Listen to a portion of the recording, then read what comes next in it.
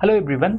आज के इस वीडियो में हम लोग बात करेंगे जेई एडवांस के एग्जामिनेशन के बेसिस पे। जेई एडवांस में अगर आपका अच्छा रैंक होता है तो आप आईआईएसटी में रजिस्ट्रेशन कर सकते हो, आईआईएसटी में एडमिशन ले सकते हो।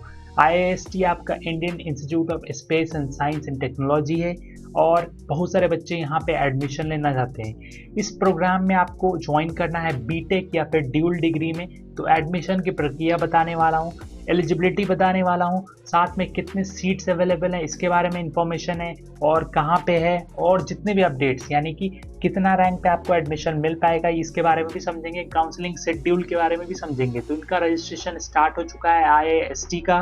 बीटेक और ड्यूल डिग्री प्रोग्राम में अगर आपको एडमिशन लेना है आईआईएसटी में तो इसके लिए आपको काउंसलिंग शेड्यूल जानना होगा। लेकिन उससे पहले इसके कुछ अपडेट्स हैं वो समझ लेते हैं। कैंपस काफ़ी ज़्यादा खूबसूरत है। ये आपका तिरुवनंतपुरम केरला में है। ये आपका Indian institute of space science and technology government aided institute है, साथ में डीम्ड यूनिवर्सिटी भी है। बहुत सारे बच्चे यहाँ पे research of space and science के लिए आते हैं और रिसर्च करते हैं।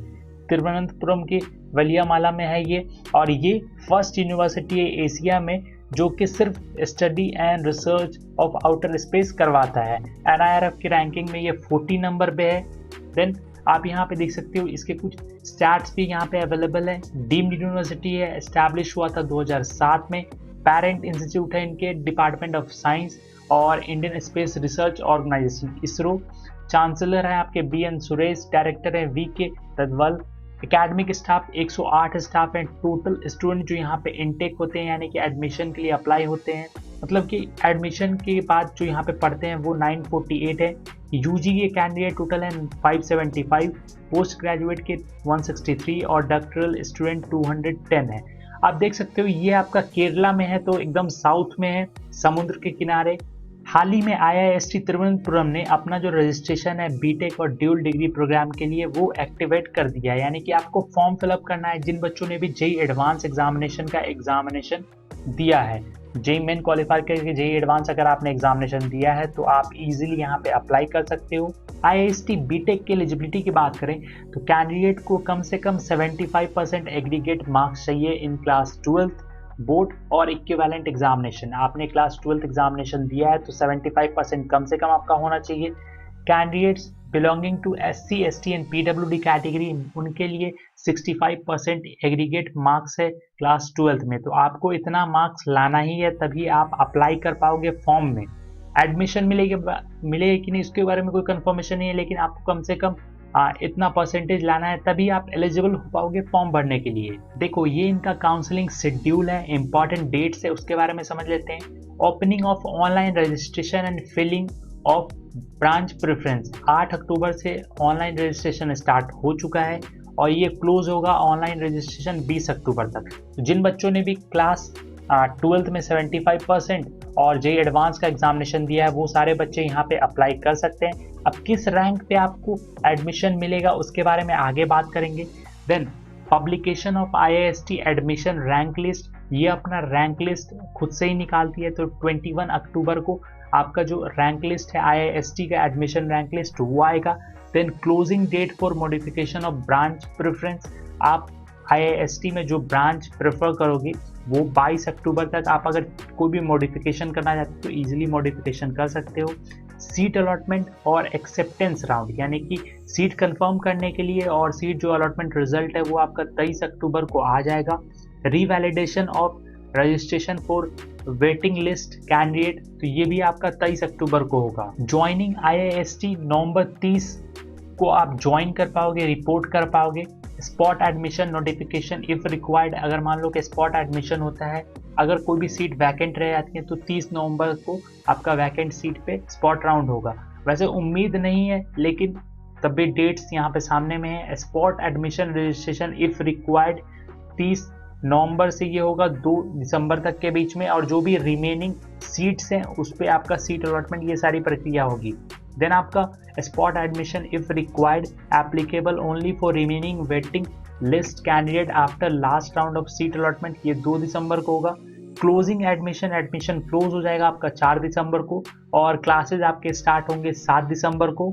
इंट्रोडक्शन प्रोग्राम कह सकते हो, ये आपका 2 दिसंबर से 6 दिसंबर के बीच में होगा और last date for joining class को ज्वाइन करने के लिए 10 दिसंबर तक का समय है। अब देखो ये सारी चीज़ें कोविड-19 के लिए जो ऑनलाइन हो रही है और आपको साथ में यूनिवर्सिटी में भी और इंस्टीट्यूट में भी विजिट करना है। ये सारे डेट्स टेंटेटिव डेट है, अगर सब कुछ ठीक रहता है तो इसी डेट पे होगा, नहीं तो फर्दर चेंज भी हो सकता है। ब्रांचेस की बात करें तो आपको अगर बीटेक में एडमिशन लेना है तो यहाँ पे aerospace engineering, electronic and communication engineering और बीटेक एंड एमटेक दोनों के ब्रांचेज हैं यहाँ पे अवेलेबल। आप iist.ac.in पे और भी इंफॉर्मेशन ले सकते हो। बीटेक आपका एरोस्पेस इंजीनियरिंग में 4 ईयर का होगा। 4 ईयर का बीटेक आपका इलेक्ट्रॉनिक एंड कम्युनिकेशन में होगा और साथ में 5 ईयर ड्यूल डिग्री प्रोग्राम में बीटेक प्लस एमएससी या फिर एमटेक आप कर सकते हो। यहाँ पे देख सकते हो कोई भी प्रोग्राम में अगर बच्चा एडमिशन लेना चाहता है तो उसको सबसे पहले जेईई एडवांस में एग्जामिनेशन में अपेयर होना होगा और जो एलिजिबिलिटी है उसको मीट करना होगा। आईआईएसटी ड्यूल डिग्री प्रोग्राम भी ऑफर करती है जो कि 5 ईयर है, बीटेक प्लस एमटेक या फिर बीटेक प्लस एमएससी इस तरह से है। तो जो भी 5 ईयर और 10 सेमेस्टर प्रोग्राम है उसमें सक्सेसफुली बच्चे एडमिशन ले सकते हैं। आप मान लो कि एक बार आप बीटेक ड्यूल डिग्री प्रोग्राम में एडमिशन ले लिए तो आप चेंज नहीं कर सकते हो, इस बात का भी ध्यान रखना। और student are awarded a BTech degree in engineering physics and a master of science और M Tech in one of the stream. आप किसी भी एक सब्जेक्ट में अपना ड्यूल डिग्री प्रोग्राम कर सकते हो जो यहाँ पे कोर्सेज अवेलेबल हैं। Master of science in astronomy and astrophysics, master of science in solid state physics, MTech in earth system science, MTech in optical engineering. तो यहाँ पे जो भी कोर्सेज हैं वो सारे रिसर्च कोर्सेज हैं, तो आप सोच समझ के कोर्स सेलेक्ट करना, या ड्यूल डिग्री करते हो या फिर सिर्फ बीटेक करते हो। और देखो यहाँ पे ये भी बताया गया है कि अगर आप कोई भी पोस्ट ग्रेजुएट स्ट्रीम के लिए अप्लाई करते हो तो 6 सेमेस्टर के बाद ही ये सारी चीज़ें हो पाएंगी और जो सीट मैट्रिक्स है उसमें सीट्स अवेलेबल होंगे तो आपको दिए जाएंगे, ये इंस्टीट्यूट का कहना है। साथ में there is no option for student who join the dual degree programme to exit with a BTech degree, it is added. अब देखो मान लो कि कोई बच्चा ड्यूल डिग्री प्रोग्राम कर रहा है लेकिन वो एग्जिट करना चाहता है 4 साल के बाद ही, तो आप ऐसा नहीं कर सकते हो। आपने अगर ड्यूल डिग्री प्रोग्राम चूज किया है तो आपको पूरा डिग्री करना होगा, सिर्फ आप बीटेक का डिग्री लेके नहीं जा सकते। 60 seats are available for 2 BTech programme and intake capacity of dual degree programme is 20। 60 seat आपका एरोस्पेस और इलेक्ट्रॉनिक एंड कम्युनिकेशन के लिए है, साथ में ड्यूल डिग्री के लिए 20 सीट्स हैं। These seats are in additional to seat reserve for EWS category, साथ में एक एडिशनल सीट भी है जो EWS कैटेगरी के लिए रखा गया है। मैंने आपको ऑलरेडी बता दिया कि क्लास 12 में आपके 75% for general and general EWS and OBC category, then SC ST PW के लिए 65%। अब ये सीट मैट्रिक्स दे सकते हो आप। BTech in aerospace engineering 60+6 seats हैं जो कि EWS के लिए कह सकते हो एडिशनल सीट है, 4 ईयर का कोर्स है। B Tech in electronics and communication engineering avionics 60+6 seats हैं 4 ईयर के लिए, और ड्यूल डिग्री प्रोग्राम के लिए BTech and master of science या फिर एमटेक के लिए 20+2 सीट्स हैं। 5 ईयर का प्रोग्राम है, तो जो भी प्रोग्राम सेलेक्ट करते हो उसको सोच समझ के सेलेक्ट करना। साथ में कुछ रिजर्वेशन भी है सेंट्रल एजुकेशनल इंस्टीट्यूट्स के द्वारा जो गवर्नमेंट ऑफ इंडिया एप्लीकेबल करती है रिजर्वेशन। तो रिजर्वेशन है SC कैटेगरी के लिए 15%, ST कैटेगरी के लिए 7.5%, OBC NCL कैटेगरी के लिए 27%, PWD के लिए 5% और इकोनॉमिकल वीकर सेक्शन के लिए आपको पता है 10% का रिजर्वेशन है।